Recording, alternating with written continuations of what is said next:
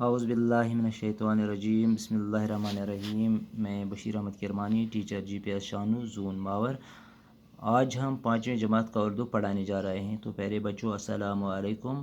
آپ کو یاد ہوگا کہ ہم آج دوستی کا سبق پڑھ رہے ہیں۔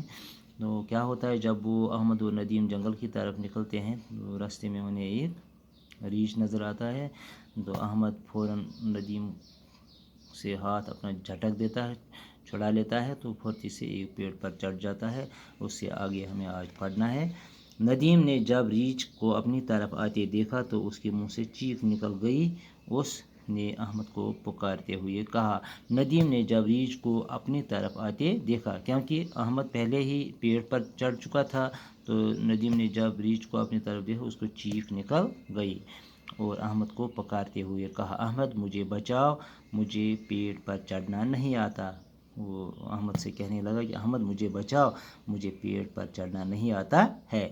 احمد پیڑ پر سے ندیم کی بے بسی کو خاموشی سے دیکھتا رہا۔ تو احمد بھی چھوٹا تھا، تو اب احمد بے بسی اس پہ اپنے پیڑ پر سے ندیم کی بے بسی کو دیکھتا رہا پیڑ پر سے۔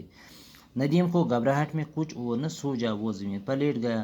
ندیم کو زیادہ گھبراہٹ ہوئی تھی، تو اس کو جب اس کی کچھ سمجھ میں نہیں آیا تو وہ زمین پر لیٹ گیا۔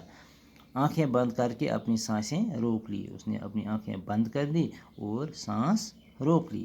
ایسا لگ رہا تھا جیسے وہ مردہ ہو۔ ریچھ نے قریب آ کر ایک لمحہ کے لیے اسے سونگا اور آگے بڑھ گیا۔ تو ایسا لگ رہا تھا، اس نے ایسی پوزیشن بنائی تھی، ایسا اپنے آپ کو وہاں لیٹ گیا، اس طرح لیٹ گیا تھا، اس نے اپنے سانس بند کر رکھا تھا جیسے وہ مردہ ہو، ریچھ ندیم کے پاس گیا اور اسے سونگا، ایک لمحے کے لیے اسے سونگا اور آگے بڑھ گیا۔ کہتے ہیں کہ جو ریچھ ہوتا ہے وہ مردہ چیز کو نہیں کھاتا ہے۔ تھوڑی دیر کے بعد ندیم نے ادھ کھلی آنکھوں سے دیکھا کہ ریچھ جا چکا ہے۔ تو کیا ہوتا ہے کہ ندیم نے جب آدھی آنکھ کھلائی اور دیکھا کہ ریچھ جا چکا تھا، اس کی جان میں جان آئی، تو اس کی دوبارہ جان آئی۔ وہ کپڑے جھاڑتے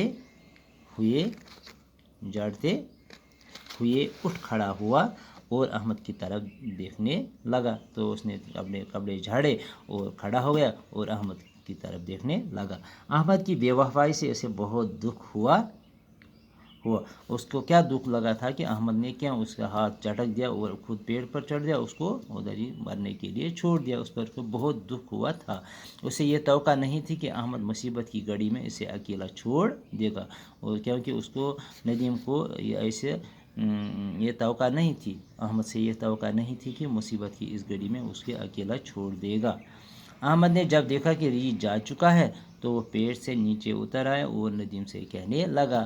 تو جب احمد نے بھی دیکھا کہ ریچھ جا چکا ہے تو وہ پیڑ سے نیچے اتر آیا اور ندیم سے کہنے لگا، شکر ہے کہ بچ گئے، لیکن یہ تو بتا کہ ریچھ تمہارے کان میں کیا کہہ رہا تھا۔ تو ندیم نے احمد نے ندیم کو بتایا کہ شکر ہے کہ ہم بچ گئے، لیکن یہ تو بتا کہ ریچھ تمہارے کان میں کیا کہہ رہا تھا۔ ندیم مسکرا کر بولا۔ ندیم نے مسکرایا اور کہا، ریچھ مجھ سے کہہ رہا تھا کہ دوست وہی ہے جو مصیبت میں کیا کام آئے۔ تو اس نے سے یہ کہا کہ ریچھ نے مجھے یہ کہا، کان میں یہ کہا کہ دوست وہی ہوتا جو مصیبت کے وقت کام آئے، اس لیے پیارے بچوں، ہمیں اس کہانی سے یہ نصیحت ملی کہ ہمیں دوستی نبھانی چاہیے، ہمیں ایک دوسرے کی مصیبت میں ایک دوسرے کا ساتھ دینا چاہیے، خوشی ہو یا غم، تو ہمیں ایک دوسرے کا ساتھ دینا چاہیے۔ تو یہ تھا ہمارا سبق دوستی۔ پیارے بچوں، یہ تھا آج کا سبق۔ کل ہم انشاءاللہ اس سبق کے سوالات کا جواب لکھیں گے۔ تب تک کے لیے خدا حافظ، السلام علیکم۔